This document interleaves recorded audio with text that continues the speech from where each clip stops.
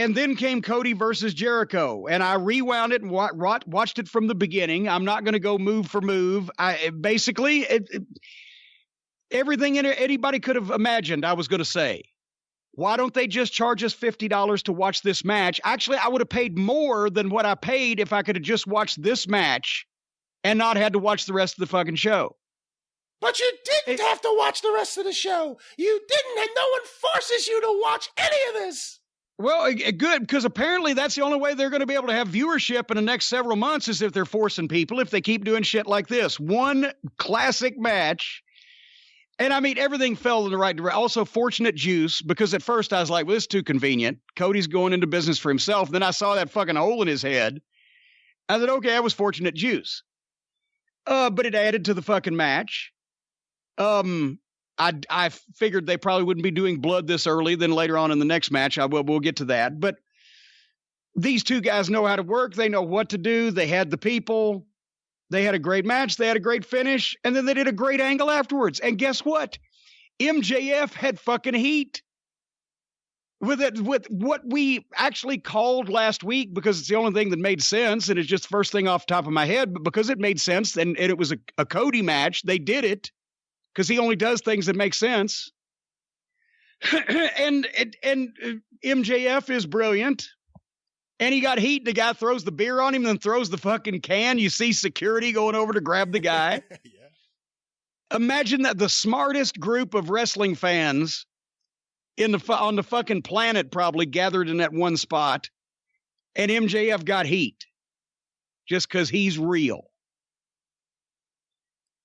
There's nothing else you can say about this. I can go through and say, well, everybody on the roster ought to have watched this match, but it wouldn't do them any good anyway. Because if they could figure out what to do, they wouldn't be able to do it. That's why Cody and Jericho are the only two doing it. You know, I was wondering, it seemed to me like they took the fans a few minutes to get into the match. Do you think the judges at ringside threw people off because they were expecting a long match? Well, it may have, but also as well, it took it took me a few minutes to wake up. What crowd-killing fucking performance just happened in the arena in front of those people where the only thing they could do was get up and go get a hot dog or piss to get away from it? 25 minutes of fucking outlaw Japanese women's wrestling. After they've seen all those moves on the undercard, then they've had to sit through that women's match. Now it's going to take them a couple minutes to warm them back up. And by the time, and once again, in a half an hour that flew by the time it was over with, the dead crowd that just saw the fucking fat, pudgy female Freddie Mercury was so mad they were dousing MJF with fucking beer and throwing shit at him. Imagine if they hadn't had to get him back. Poor MJF might have been assassinated. If they'd have been up from something that they saw earlier in the night that was any good, it'd have been easier. Cody obviously busted open his eye, and I think he even broke a rib on that dive onto the ramp. What do you think about the ramp? Because that was something that was there in WCW when you were still there. What do you think in general about using a ramp like that? Hated it.